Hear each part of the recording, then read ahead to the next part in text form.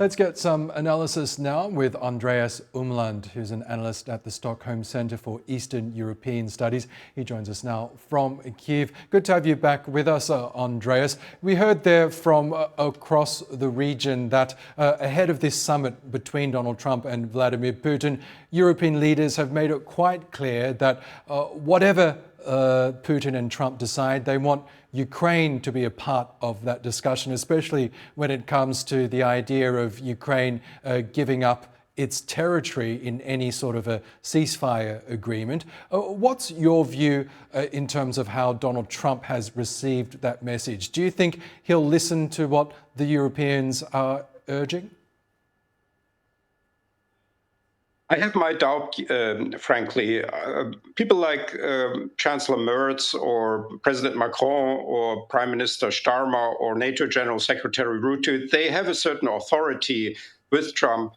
But I think what is driving Trump's attempts here, and what is also a problem for him, is that US public opinion is basically on the side of Ukraine and is critical of Putin.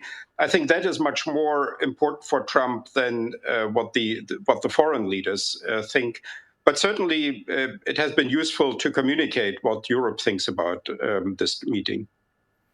And when it comes to the territory in question here, we know that during this war, Ukraine has lost the majority of Donbass to Russia, but also in the previous conflict in 2014, it ceded or was forced to give up Crimea. What do you see as being the most logical or likely outcome as part of a negotiated ceasefire? Will Ukraine inevitably have to give up some territory in order to reach a peace with Russia? I think Ukraine will officially not give up any territory. The question is rather how other countries will consider, for instance, Crimea or the Donbass, whether they will recognize it as still belonging to Ukraine or not. And Ukraine may agree here to some sort of compromise or concession that it does not want to do, but Ukraine is acting under duress.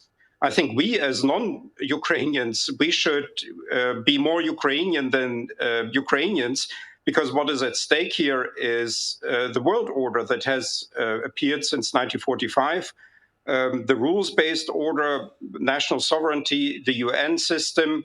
And Ukraine is a full member of the United Nations, a signatory of the Non-Proliferation Treaty on Nuclear Weapons, a member of the Council of Europe, a participant of the OSCE, the Organization for Security and Cooperation in Europe.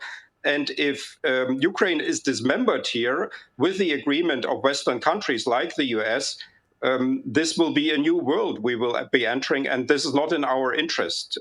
So we should be ourselves be concerned about this whole conflict, and not only the Ukrainians.